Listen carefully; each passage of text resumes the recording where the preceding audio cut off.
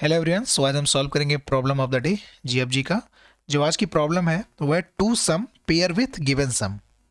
सो basically question क्या कह रहा है, given an array ARR of positive integer and another integer target, determine if there exist two distinct indices such that the sum of their element is equal to target। तो basically हमको क्या find करना है, हमको दो element find करने हैं जिनके इंडेक्स क्या होना चाहिए, डिस्टिंक्ट होना चाहिए, और उनका सम क्या होना चाहिए, वो टारगेट के इक्वल होना चाहिए। ओके, कंस्ट्रेंट क्या हमारे पास, जो एरे की साइज है वो कहाँ तक जा सकती है, 1 से लेकर के 10⁵, और एरे ऑफ आई यानी पार्टिकुलर हर एक एलिमेंट कितना मैक्सिमम हो सकता है, वो 1 से लेकर 10⁵, और हमारा टारगेट भी क्या हो सकता है, वो 1 से लेकर के 2 × 10⁵ तक जा सकता है। ओके, हमारा गिवन इनपुट क्या था, 1 4, हमको एक एरे गिवन था और एक टारगेट सम गिवन था। एरे क्या था, 1 4 45 6 10 8, और टारगेट सम क्या था, 16। तो हमको क्या करना है, बेसिकली दो डिस्टिंक्ट एलिमेंट फाइंड करने, मतलब दो एलिमेंट फाइंड करना है जिसका इंडिसेस क्या होना चाहिए, वो डिस्टिंक्ट होना चाहिए। तो क्या ऐसा पॉसिबल है? हाँ, अगर 16 फाइंड करना, मतलब अगर हमको कोई दो एलिमेंट पिक करना है, इसका सम क्या होना चाहिए, 16, तो 10 और 6, तो अगर हम 10 + 6 करें तो क्या आएगा, 16। हाँ, तो ऐसा पॉसिबल है। तो इसमें क्या रिटर्न करना है, हमको ट्रू रिटर्न करना है।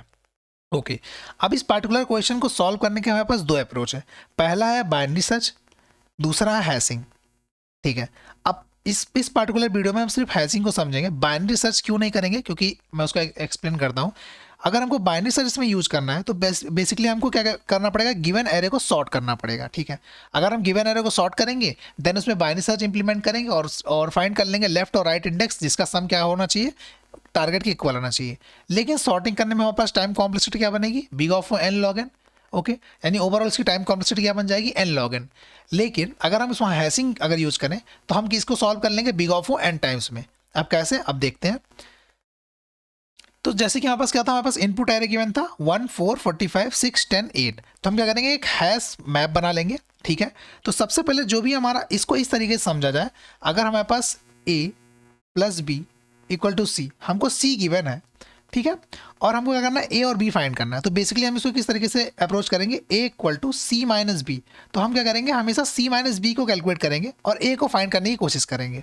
ठीक है, कैसे अभी दिखाते हैं। तो बेसिकली सबसे पहले हमने क्या किया, 1 को पिक कर लिया। अब हम क्या करें, 16 - 1, तो 16 - 1 किए तो हमारा क्या वैल्यू बने, 15। अब हम चेक करेंगे कि हमारे हैश मैप में क्या 15 प्रेजेंट है। अगर 15 होता, यानी ऑलरेडी हम कहीं ना कहीं 15 हम क्या कर सकते हैं, विजिट कर चुके हैं एलिमेंट में। अगर 15 होता तो 15 + 1 16 हो जाता। बट क्या 15 हमारे हैश मैप में है? नहीं। अगर हैश मैप में नहीं है तो जो भी हम पार्टिकुलर एलिमेंट हमने पिक किया था उसको हम क्या करेंगे, हैश मैप में इंसर्ट कर देंगे और मूव कर जाएंगे नेक्स्ट एलिमेंट पे। ठीक है, तो हम क्या आ गए, नेक्स्ट पे आ गए। अब फिर हमारे पास क्या एलिमेंट, 4। तो 16 - 4 क्या किया, हमारे पास 12। क्या 12 हमारे हैश मैप में है? नहीं, 12 हमारे हैश मैप में नहीं है। तो हम क्या करेंगे, जो भी पार्टिकुलर एलिमेंट था उसको हम क्या करेंगे, हैश मैप में पुश कर देंगे। तो हमारे पास 1 और 4 हैश मैप में पुश हो चुका है। ठीक है, अब नेक्स्ट एलिमेंट में मूव कर जाएंगे, 45। तो 16 - 45 क्या वैल्यू आई, -29। क्या -29 हमारे हैश मैप में है? नहीं, -29 भी हमारे हैश मैप में नहीं है। ठीक है, तो हम क्या करेंगे, जो भी हमारे पार्टिकुलर एलिमेंट था उसको हम क्या करेंगे, अपने हैश मैप में पुश कर देंगे। ठीक है, अब नेक्स्ट मूव कर जाएंगे तो हम किस पे हैं, 6। तो 16 - 6 क्या वैल्यू आई, 10। क्या 10 हमारे हैश मैप में है?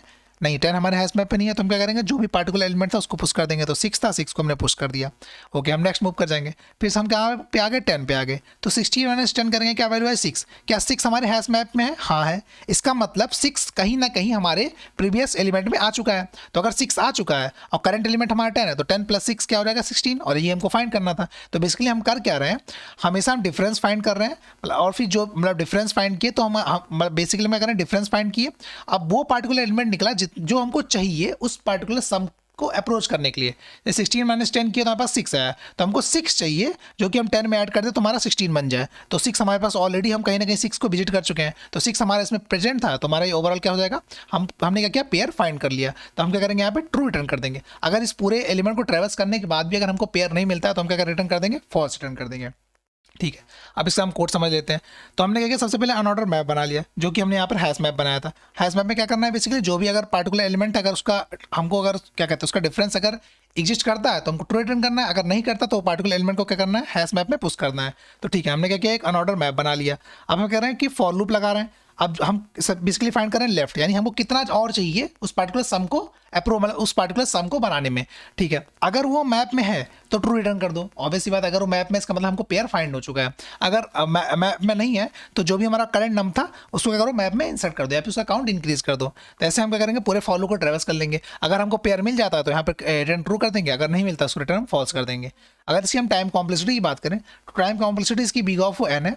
और अगर स्पेस कॉम्प्लेक्सिटी बात करें तो हम कितना मैक्सिमम अनऑर्डर, मतलब कितना हम मैक्सिमम एलिमेंट को स्टोर कर रहे होंगे। अगर वर्स्ट केस में देखा जाए तो सारे एलिमेंट को क्या पता हमको हैश करना पड़े, तो यानी स्पेस कॉम्प्लेक्सिटी भी क्या इसकी हो जाएगी, बिग ऑफ एन। यानी टाइम कॉम्प्लेक्सिटी भी क्या हो गई, बिग ऑफ एन, और स्पेस कॉम्प्लेक्सिटी भी क्या हो गई, बिग ऑफ एन।